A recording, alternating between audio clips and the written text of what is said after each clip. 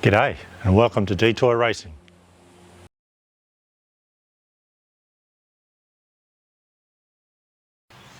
G'day gang, time for an update on how we're going here with the Altra9 VE Commodore that I've named Flipper 1.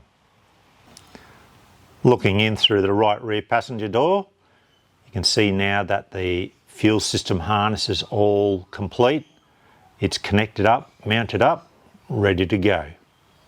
You might recall from the update last week that we had a whole heap of spaghetti in here.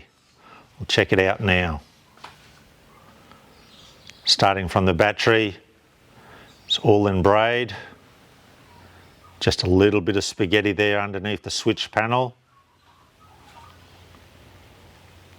Everything else is all braided up.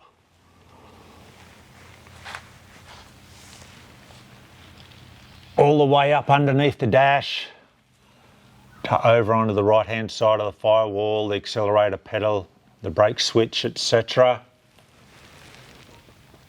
And then here on the ECU panel, it's all done now.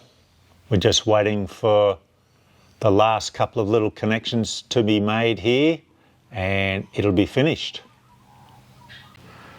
Down on top of the tunnel, we've still got to terminate all of the negative post off and all of the power module there.